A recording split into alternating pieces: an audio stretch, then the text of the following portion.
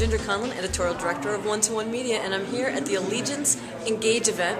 I just saw a great keynote by Bruce Temkin, and he's going to talk. He talked during his session about the 4 obsolete beliefs holding back customer experience, voice of the customer specifically. So, Bruce, could you tell us about those, please?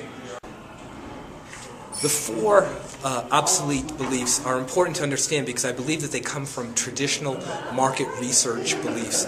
And if you don't go over them, if you don't break them down, then you can never get to the more advanced stages in Voice of the Customer program.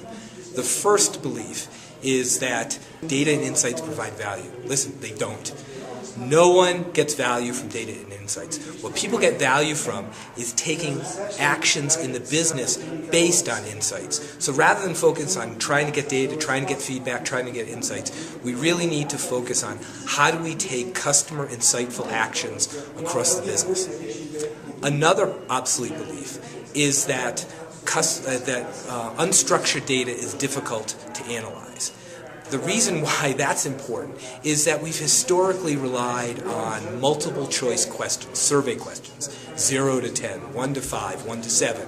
Why? Not because that's what customers think, right? No one walks around thinking, you know, what I think about that customer is that company is 7. Or, no, I like that company, it's an 8. They have real beliefs in their head, but we make them translated into numbers because that's the only way that we can actually analyze it. But you know, that's changing. And as that unstructured analysis gets easier and easier, companies are going to really have to focus more on all of that wonderful unstructured data out there. The third area that is an obsolete belief, I think, is the fact that we don't have a lot of access to information about our customers. We have a ton of information to have access to. We may not be able to survey everyone, but there's information about what they buy, what they behave. We can get feedback from our frontline employees about what they're thinking. There's a ton of insight that we can get about our customers. So we need to make sure that we're not limiting the stuff. The last point that I want to make in terms of an obsolete belief is that many market researchers believe that meaningful insight only comes from deep analysis. That somehow we have to do regression, we need 1,000 data points to be able to figure out something. That's not true. If you don't understand a business, you need a lot of data and analysis to find something statistically significant. But I'll tell you what, if a JetBlue supervisor knows they have a problem with one flight attendant and they get one piece of data, one piece of feedback that there's a problem, they can go right to that flight attendant and use it as an opportunity for coaching.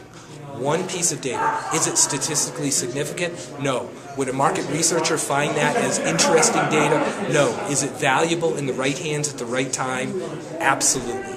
So those are the 4, I think, obsolete beliefs that companies have to let go of in order to get to the next degree of Voice of the Customer programs.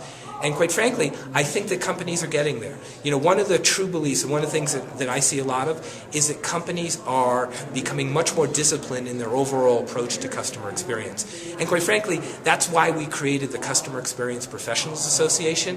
I think the time is right for us to recognize that the people doing great job around customer experience, people doing great job around voice of the customer and getting better at it, they're real professionals. And the opportunity is now for us to establish a strong foothold with the entire customer experience professional community.